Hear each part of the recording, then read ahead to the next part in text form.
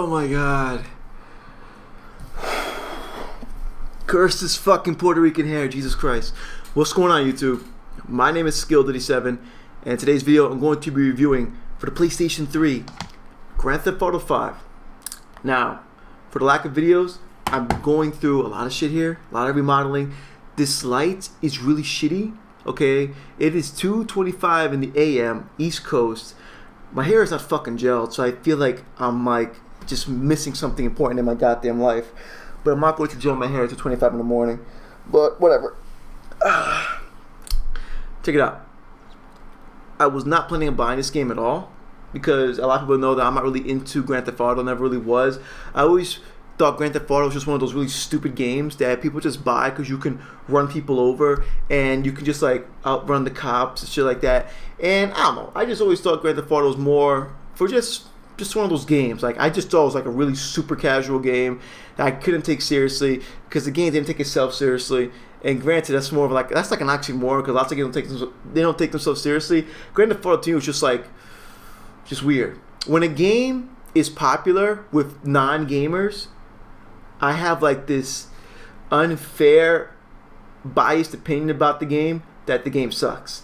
Just because non-gamers like the game. I like games like Demon's Souls where the non-gamers have no fucking clue of the game's existence, and they can't play games like these because they suck. They can't handle real games. And then it's like these same people that like, oh yeah, playing games for fags. I don't play video games. I got too much time. I got too much shit to do. But they own every single fucking Madden game, FIFA game, Call of Duty game, and Grand Theft Auto game. So I've always had like this really unfair, biased opinion about Grand Theft Auto. But I said, fuck it. You know what? Grand Theft Auto 4 really sucked, and it was real bad. It was just bad.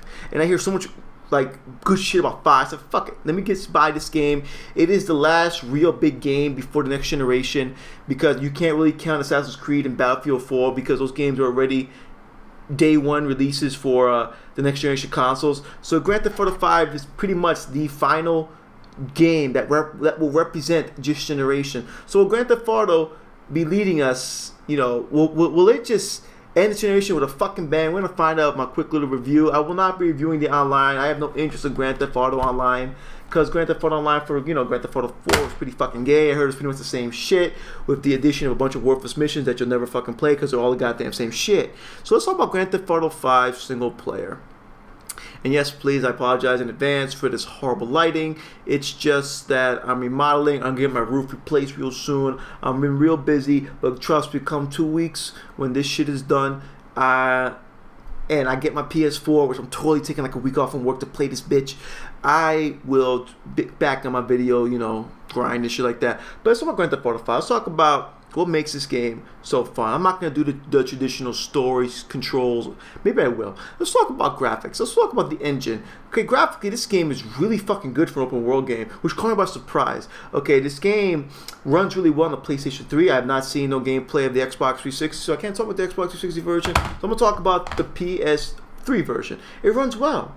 I had no issues. It's an open world game, so I'm not expecting it to run at no goddamn fucking 60 frames per second. I'm expecting the game to run at a solid 30 frames per second with consistency and the least amount of glitches possible. And I'm happy and pleased to announce that in my fucking 25 plus hours playing this game, I only froze once. And when it came to frame rate dips, the frame rate would stick between 20 and 30, mainly staying in the 30s. And when it came to pop-ups and pop-ins and graphical glitches, they were almost none to be found. This really impressed me. Facial animations are really good during in-game cutscenes, which utilize the in-game graphics. There is no cutscene graphics. There's nothing but in-game cutscenes. So facial animations are on point when they need to be. Obviously, since the game is open world, nothing graphically is going to be amazing, but there's consistency and the facial animations are on point when they need to be. As far as character movement is concerned, a lot better than Grand Theft Auto 4. Grand Theft Auto 4, one of the things I hated about it is it lacked heart and soul. It was just a nice looking game, and that's pretty much it. Grand Theft Auto 5 capitalizes on the game looking nice with lots of fucking character and soul. So now the graphics out the way, you know that the game runs smoothly, it runs well, they did a good job at the engine. Let's talk about the controls I felt were much better than 4. There's still some delay, but maybe it's intentional, because when I'm driving or I'm doing things like shooting, the controls are responsive, but then when I'm moving my character on foot, there seems to be a slight delay. Maybe this is by design, maybe it's not. I'm not a big fan of it. I'm never going to be a big fan of sluggish controls. Now, people might call me out talking about, oh, I love the kill zone controls, and those are sluggish. The kill zone controls are not sluggish. They try to represent weight. They're very responsive. They just don't move fast like Call of Duty. You're not twitch shooting. You can't twitch shoot in kill zone. There's a big difference between lag of the controls and then the game's designed to represent weight. There is no weight representation in the Grand Theft Auto. There just seems to be some fucking lag when you try to move a character left and right. None of these characters are fat as fuck. They're all in relatively decent shape, so they shouldn't be moving like a fat fuck who just walked out and got the McDonald's, who ordered 5 number ones like I used to do back when I was about 15 years old. Horrible, horrible times. Was getting no ass back then. Tragic. But yeah, let's talk about sound. Sound was a mixed bag. Voice acting, great. Voice acting was phenomenal. Voice acting was just so entertaining. I felt like I was watching a fucking Goodfellas movie. I loved it. I loved the voice acting. You could tell a lot of money went into a good script and good voice acting. I'll tell you what sucked about the sound. Holy Christ. Holy mother of fucking Jesus Christ. Why did the radio suck in this game? I played 95% of this game when I was driving with the radio off. There are like 10 stations. 6 of these stations, maybe there's more than 10, maybe 6 of these stations play rock music. Why? And then there's different variations of rock. There's shitty rock, shittier rock, God knows what the fuck rock is this, hillbilly fucking rock, gay hillbilly fucking rock, and touch your fucking kids incest rock. What in the shit is going on with this radio station? Then the rap station sucked. There's only one rap station on top of that. Well, no, you had 2. You had the old school rap station, and that had like 1 Snoop Dogg song, and that fucking sucked. The Spanish station was an insult to my fucking people. Okay, there wasn't a single serious Spanish song in the whole goddamn game. It was nothing but gay mariachi shit. What in the fuck is going on? Why was a radio, something that's typically good in Grand Theft Auto games, really bad?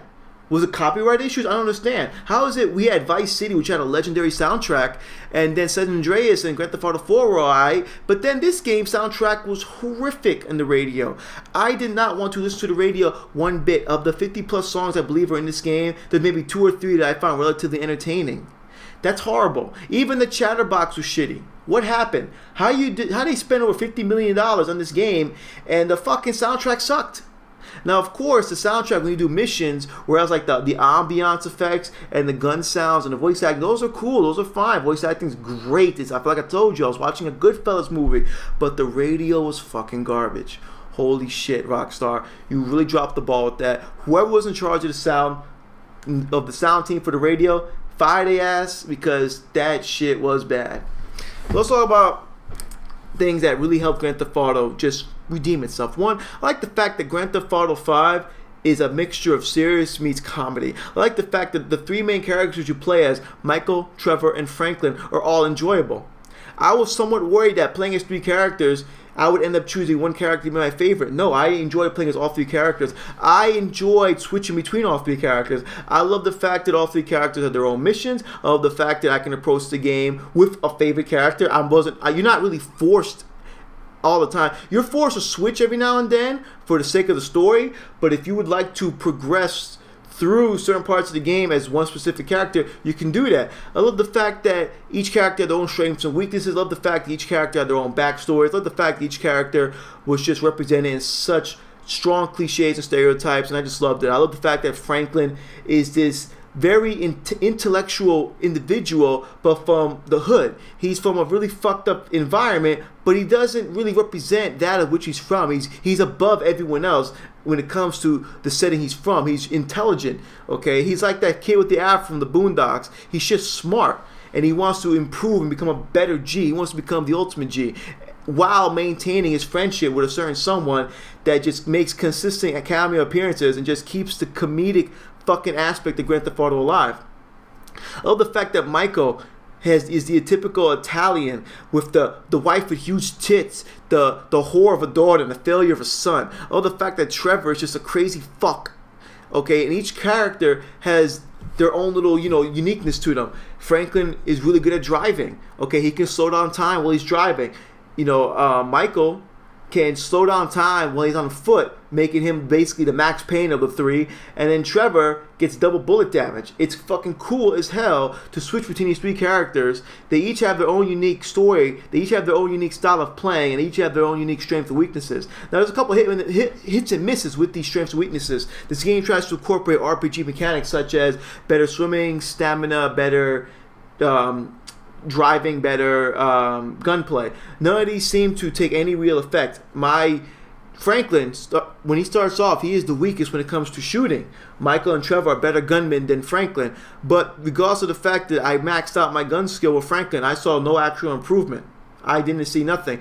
When it came to boosting my stamina and boosting my lung capacity, boosting driving skill with the other characters that weren't Franklin, I saw no actual I didn't notice nothing different. So that felt like that was a hit and miss. We got the bad soundtrack, we got the hit and miss with the RPG mechanics. But that's pretty much all I can talk about negative-wise. The main missions were intriguing. They're fun. You want to play them. You want to play the main story. You don't want to get sidetracked with bullshit because the main story is that entertaining. The different AI characters you meet in the game, the different cameo appearances, the consistent Easter eggs in the game make for quite the experience. The missions aren't just shoot this, shoot that, drive here, drive there. They're more than that. They're entertaining. Every mission, I had a smile on my face. I look forward to coming home and playing Grand Theft Auto 5. When a game can take me away from Final Fantasy 14 Online, that's telling you something. I'm not big on Grand Theft Auto. I'm not big on open world games, but I came home this whole week and played Grand Theft Auto 5 because I look forward to playing and progressing in that story. It wouldn't be Grand Theft Auto without typical side missions. You have side missions from lesser AI characters. You have distractions such as strip clubs, golf, tennis, and other nonsense. You can deck out your character with different clothing, deck out your cars, and buy property, do all types of cool shit with your phone, go on websites, do all types of crazy shit. Basically, the amount of shit you can do in Grand Theft Auto 5 will give you bang for $60, even if you're just playing single player, okay, over online. I am not bothered with the online. Do not bother asking me or questioning about the online. I will not base my final review score off anything that has to do with the online because I do not give a fuck of Grand Theft Auto Online. But yeah, that's pretty much what I have to say about Grand Theft Auto 5. I feel it's a really good game. I really am surprised how they approached this one. I was really satisfied when I beat the game. I was satisfied my entire experience. It felt like Rockstar said, you know what, let's not just bring out another game where people just buy and they run people over. It was more than that. I had fun. There was substance. There was heart. There was soul. You can tell they put the $50+ million to use when they built this game. The engine's smooth. But like I said, a couple of complaints. Failed RPG mechanics, and the radio soundtrack really fucking sucked. Other than that, though, I'm not going to really let that affect my final score all that much. I'm going to give Grand Theft Auto 5 for the PlayStation 3, a game we definitely need to try out. The game that will pretty much lead us off into, the next generation, lead us into the next generation. I'm going to give it a 9.5. This was really surprising for me because, like I said, if you play the previous Grand Theft Auto games, missions are very boring and missions are very stupid. As with Grand Theft Auto 5, missions weren't stupid. They weren't boring. And I looked forward to progressing in the main story. The main story was not a hassle. I would have rather played the main story than getting sidetracked and doing dumb shit.